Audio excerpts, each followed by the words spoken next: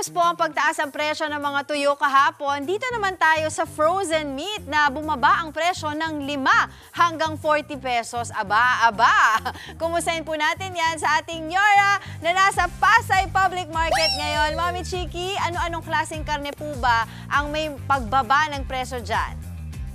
Pesos. So yun, iba-iba nga. Depende ko anong parte. Yung iba mas mataas ang binaba, mas malaki ang binaba. Yung iba naman slight lang. So actually, ang tip dito, depende yan kung dun sa suki nyo kung ano yung marami silang stock. Kasi iba-iba din yung akyat baba. Depende nga sa benta ng inyong mga suki. So nandito tayo ngayon sa Pasay City Public Market sa ADC Frozen Meat Shop. Naku, napaka-busy dito. Kanina pa ako talagang nakabara. Ang daming ang gusto mamili eh. Teka muna, katawagin ko muna si Arjon.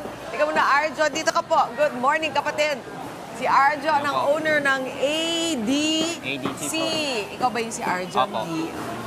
Batang-batang entrepreneur. Gano'ng katagal na kayo dito? Actually po, 8 years na po kami dito nagtitinda ng frozen. 8 years eh, parang ang bata-bata. Mukha ka 18 years old. Actually po, nag-umpisa po ito sa mama ko. Ah, sa mama mo.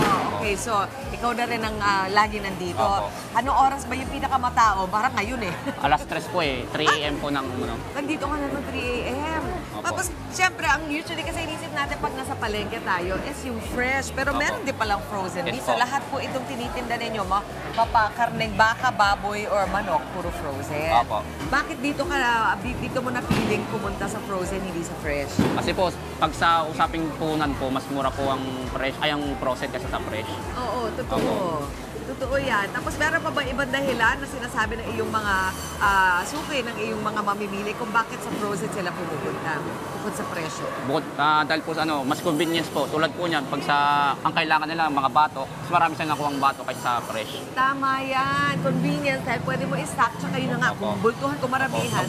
Usually, pag sa mga nauubos eh, di ba? Yung sa fresh, tama yan. Ako, maganda yan. Ito pa yung magandang balita. Sabi mo nga, Angela, nagbabahan ang presyo ng ilang mga parte, no? Ng ilang mga parte ng manok, ng baka, at saka ng baboy.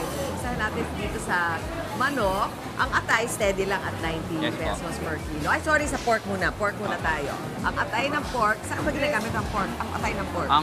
Ang atay po ginagamit po sa igado o kaya liver steak, mga ganun po. Minudo. Yun, 90 pesos. So, maganda presyo niya. Ang bulaklak, eto, chicharong bulaklak, bumaba ng 10 pesos. Yung balat, titindan nyo rin pala yung balat na siya lang nakahiwalay, kumbaga. Bumaba din ng 10 pesos, nasa 110. Ang tenga, para sa sisig. Diba? 180 per kilo mula sa 190. Kailan yung mga presyuhang 190?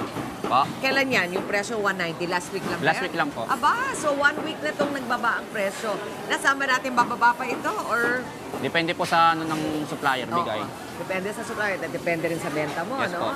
Okay. Ano naman yung yung ham leg, alam natin yan, yes, 220, 225 noon, 220 ngayon. Ano naman yung jowl? Ito po yung jowl.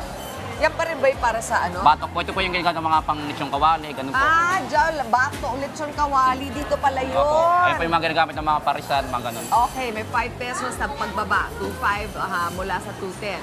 Ang boneless kasim, 250 mula 290. Yan ang magandang baba ng presyo, 40 pesos. Anong ang gamit ng boneless kasim? At patingin, alin ba ito? Metas mga. Patingin na nga nung boneless. Ang dami. Ang laki, saan po ginagamit ang boneless pwede po siya gamitin sa mga panlutong karinderya tulad po ng ano ba yan? Pwedeng menudo ba yan? Menudo, adobo, yung bicol, ganun po. Ayun. Caldereta. Caldereta.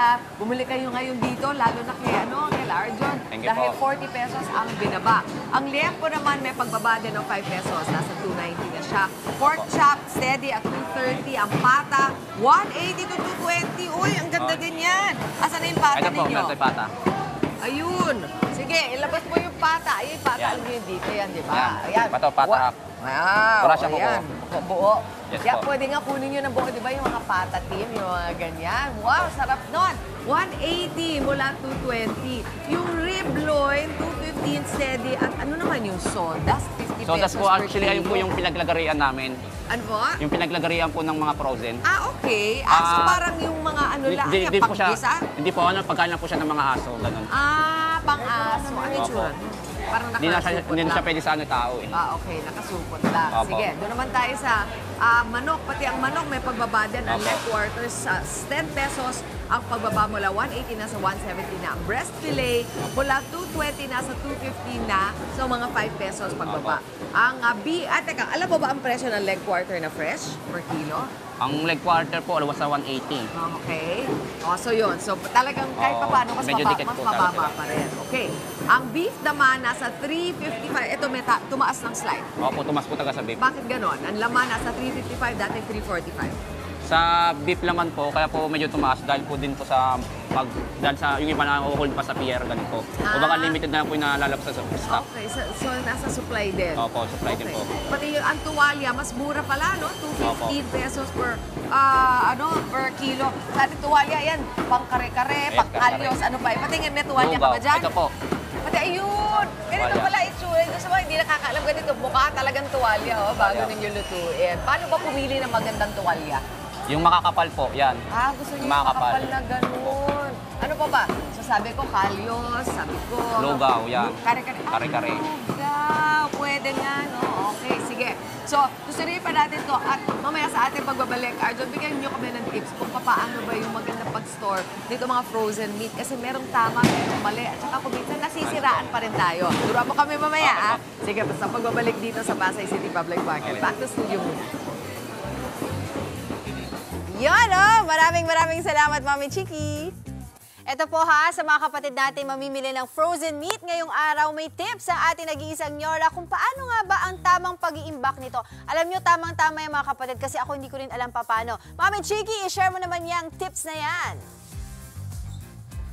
Unang-unang kailangan mo malaman, Angela, kung magpo-frozen meat ka, ang pinakamaigi, pahiwa mo na.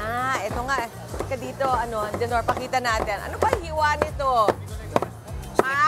Bicol Express. Siyempre kasama ko si Arjon ay yung parang mahahabang pahabang ganyan, ano? Bicol Express, ano pa? Igado po. Igado. So yung minudo, yung mas maliliit pa, di ba? So sabi ko nga, Arjon, mas maganda kung pahiwa mo na para pagka i-freeze mo, unti-unti mo ilalabas-pasok. Oo. Ano ba sa nalalaman mo ang mga benefits nga na pag-usapan natin ng pagbili ng frozen meat kumpara sa fresh meat? Umpisahan na natin yung kanina. Opo, yung benefits niya po. Oo. Una-una po talaga sa presyo eh. Yun po. Tapos mas madali siya i-prepare kaysa sa sa fresh. Sabi nga natin kanina na kung maramihan din ang gusto niyo, mas makakapili kayo ng mga parte dito sa Yes frozen. po. Kasi nauubos yung fresh di ba? Opo. Oo. Tapos sa ating pagkakaalam, wala namang pagkakaiba pagdating sa yung bang nutrients or kung ano Yes yung mga po. masustansya. Meron lang slight na konting loss doon sa mga vitamins na water soluble yung sinasabi nila. Pero slight lang naman yun. All in all, kung isipin mo yung benefits at saka yung yung advantages at disadvantages, madami naman talagang magandang mga rason kung bakit tayo bibili na. Sa lasa ba nakakaiba? Pareho lang po sa lasa eh. Oo nga, pareho din. Yes po. Ito ngayon ang tanong ko. Ito lagi ako nagtataka. Sabi nila, kapag ka dinefrost mo na, bawat, dinefrost mo, tapos biglang, ay, may nangyari, natawag ka sa school ng principal. So pupunta ka sa school, di mo na naluto yung lulutuin mo sana. Pwede ko pa bang ibalik ulit sa Yes po, freezer? pwede pa po ibalik yan. Okay, so kasi sabi nila, may ibang nagsabi masama daw yun. Di ba po? Pero bilang nakasanayan natin talaga na pag once na ito, na pwede natin ibalik sa Ano ba ang, meron ka bang mga tips sa tamang pag-defrost? Una na po, kasi natin mga binabawad sa tubig, mga ganun. O kaya Okay. pinapakuluan na.